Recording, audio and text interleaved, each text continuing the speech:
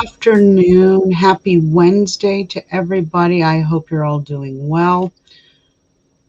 I am Astro Strega, and we are going to discuss the new moon in Capricorn for tomorrow. Let me bring up my notes.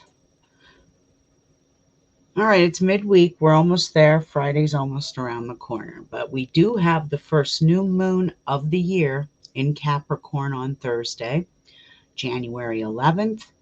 This is going to take place at about 6:57 a.m. Eastern Standard Time. This is also tomorrow's Thursday, so this is also Jupiter Day, and this is the day where we can bring abundance to us and manifest some wealth if need be. With Mars slipping into Capricorn on January 4th, exalted, it is a green light for all Capricorns and all souls born with a Mars in Capricorn to use this energy to their advantage and make the next 6 weeks a memorable one where discipline and action coexist. Now, Mars stays in Capricorn from January 4th, I believe, through February 13th, 2024. Then it shifts. So when it's in Capricorn, it's at its best placement. Okay, it disciplines the unruly planet. And we'll talk more about that in a minute. But this is where action, discipline, and forethought can come into play. Use the exalted energy to your advantage. Once again, I reiterate this, okay? Now, the Capricorn new moon is all about beginnings and endings in all phases of life and a complete restructure for some. It represents the government making decisions and changes. This is where politics, political revolutions, world governments, and radical changes are ahead. Capricorn is all about business, career, structure, and discipline. These next 2 weeks are for progressing forward, making solid moves towards advancements and success. And it is all about public appearance and achievements in one's own personal goals.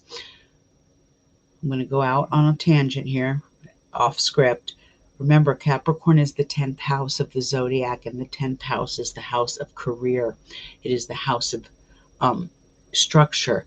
It is the house of business and public standing and achieving goals and success. So remember that when you think of Capricorn. All right, where was I? These next 2 weeks, like I said, great for progressing forward. Capricorns especially are going to have a very lucky month ahead, but the stars will shine on all of us all this month, so don't worry. But Capricorn happens to have a few extra things going on. Let's start with Mars entered Capricorn on January 4th, and Mars in Capricorn, like I said, at an exalted placement and at its strongest peak or energy. And this is where unruly Mars becomes disciplined and structured. Souls born with this placement are usually inclined to scientific adventures, positions of power within the government and military. This represents Army, Navy, and the fighting for the cause. Uh, in regards to my own country, you're seeing this taking place on the Red Sea right now. There's Mars and Capricorn energy where, oh God, what's that? The Houthis are fighting down on the Red Sea with drones, and the United States is getting ready to create World War III, basically. They're shooting it down, and there's all kinds of chaos over there. A friend of mine who is in Italy right now said to me, because she's in Sicily, she says to me, and she could see out over into the ocean and into the Mediterranean. She says, I've never seen so much traffic on the Mediterranean like I have during this Hamas Israel battle. She says there is so much going on. It's a little disturbing. So, with that being said, do travel with caution, okay? With Mars and Capricorn, travel with caution. Now, on January 20th, there is a lot going on. First, we have Sun in Capricorn conjuncts Pluto in Capricorn. And this is going to take place at about like 8:46 a.m. Eastern Time. This is also called a Pluto cazimi and can be very powerful as it signifies the power of Pluto. Now, if you don't know much about the cazimi, go to my last Friday show. It was Financial Friday, Astrology, and cazimi. And I talk about the cazimi energy. It can be very, very powerful wherever it's conjuncting with what planet. This happens to be Pluto. So this is the beginning of deep downloads, psychic awareness, and deep insight. Then Pluto, that same day, slips into Aquarius. And that happens about 5 something. I don't have the exact time in front of me. I think it's 5:31 p.m. I could be wrong, so don't quote me on that, okay? Like I said, I'm not a walking ephemeris. um, anyway, that slips right into Aquarius. So Capricorn energy is going to go out with a bang. I'm just going to say it won't be going out like a line in any sense of the way. And this begins a 20-year reign of radical changes, progressive movements, and deep humanities. Now, Capricorn, Pluto does slip back into Capricorn. I believe it's around September, I want to say 11th, maybe it's the 18th. It slips back into Capricorn just in time for the election. The election, we will be in a Pluto in Capricorn. This is like the last stand in some ways for the political system as we know it. That's how I'm going to put that. Okay. We'll talk more about that later. And my Patreons actually do know what I'm talking about here. But it is the last stand in some ways. And I believe that Pluto stays in Capricorn till about November, I want to say 18th, but I could be wrong. It's only there for a 6 to 8 week period, and then we are done. We will not see Pluto in Capricorn again in our lifetime, unless you're able to live another 240 plus years. So, welcome to the age of Aquarius. It is official. Okay. Okay, so this is also the nuclear age. I have to give you the good, the bad, and the ugly, right? So this is also the nuclear age where revolutions can begin, wars, conflicts, and mankind's depletion is always possible. However, we as humans are being monitored, and uh, and not just by our government, but I am sure we are being monitored by a race of beings that are millions and millions of years more advanced than we are. And if they wanted to come here and invade, they would destroy us in a New York minute. Boom.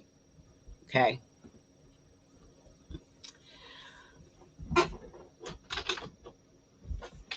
Okay. Sorry, the cat is in my way.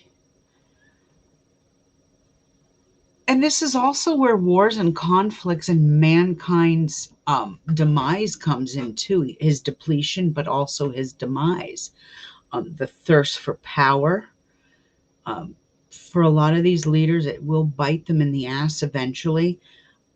Remember, Pluto in Aquarius, there is a book called Daily Planetary Guide. I have the 2024 edition, and it talks about Pluto in Aquarius. And simply put, in this book, it talks about, and I quote, and these are not my words, these are coming from the Llewellyn's 2024 Daily Planetary Guide, and it talks about the energies that are coming out on January 20th are like David fighting Goliath and David winning. Okay, so the best way to hurt the empire is through money. That's how you hurt the empire, through their money, through their pocketbooks. So, anyway, I talk about humans being monitored, and so uh, I do not think this planet's gonna be nuked to death. I just don't. Um, Maybe that's just my own opinions and my own blind illusion. I don't know, but the ETs that are already on this planet and the ones that are um, that drop in through portals, they need the resources on this planet just as much as humans do, and they will step in before the planet of children, as I call it, planet Earth, destroys it completely. Um, that's my hope. Okay. But then again, I'm one of those people that believes that my makers are extraterrestrial. So that's for another topic for another day. Okay, now this new moon will be felt strongly by many. All earth signs, Capricorn, Taurus, and Virgo, of course, feel it the strongest. And it will be those signs, those three earth signs, that are the most magnetic. But souls born with a sun, moon, ascending, and dragon's head and tail, well, those are the north and south nodes of the moon in Capricorn, will feel this the strongest too, along with Cancer, because Cancer very much ruled by the moon. That's their luminary, but it's also Capricorn's polar opposite. So Cancer feels this very strongly as well. Now, my magical folk, this Capricorn new moon happens to fall on a Thursday, and this is considered a Jupiter day. This is a very lucky day for money magic and wealth manifestation. This is also a good time for spell work regarding career, public standing, and goals. Working with Capricorn energy can bring a lot of structure, discipline, and even patience with things that you strive to achieve. Another thing that is perfect on this new moon in Capricorn, and on this is just suggestions, it's not saying I'm doing this, but these are things I have to tell you about the realm of um, magic, and this is one of them. A new moon in Capricorn is perfect for working any kind of baneful magic using the power of Saturn, the great malefic planet, to hex, curse, bind, and banish.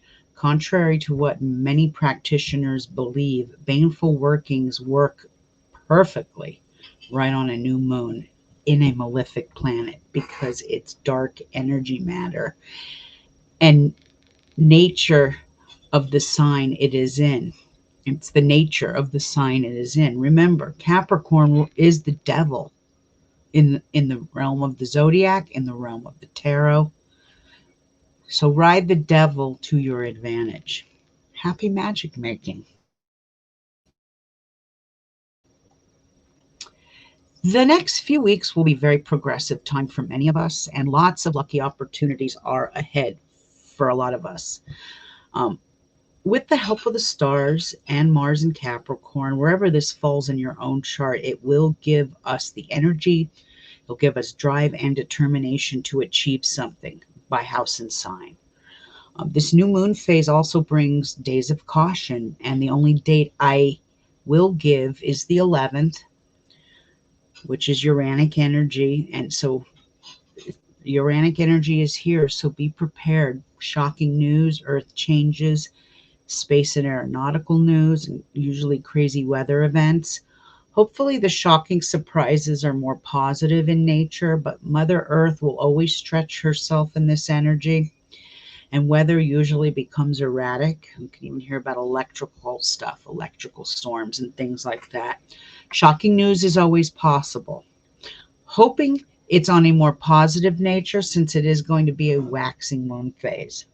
If you want the full forecast, you will have to join Patreon, and I've set up a little link here.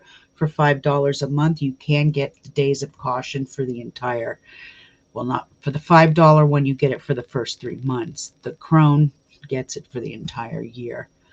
And my website will be under construction for pretty much the whole month of January. So you will have to go over to my Patreon page for the free forecasts. That's where I will be posting them for the time being. Any kind of readings that are needed, you will have to private message me and we could work something out through there. But um, while my website's under construction, that's how I'm going to roll with my business for the next few weeks. But I am wishing all of you a very, very blessed new moon. Be safe out there, and I'll see you guys hopefully on Friday. I was meaning to do the stars of Israel, but I have not had time. Um, Please remember that December and January are my busiest times of the year. I'm very busy in December, and in January, I'm usually fully scheduled with progressive readings and full life readings. So, um, my schedule is limited, but I am going to try and work on the stars of Israel and then present that to you because that is astrogeography. Israel is a Taurus uh, occupation, I guess I should say, a Taurus occupation. Like the United States is a Cancer nation, um, but before the United States was here, it was Turtle Island, and that creates a Sagittarian energy. So the United States takes on two energies, in my opinion. It takes on um, the border and boundary ones that were created in 1776 as Cancer, but before the borders and boundaries, it was all an indigenous land, so it would take on Sagittarian energy. Anyway, there's that. I will see you guys on Friday for Financial Friday. That is for sure. Lots going on. Something should be happening by the end of today with the ETFs and Bitcoin. I'll know more when you know more. So, blessed new moon. Be safe out there, and I will see you all very, very soon.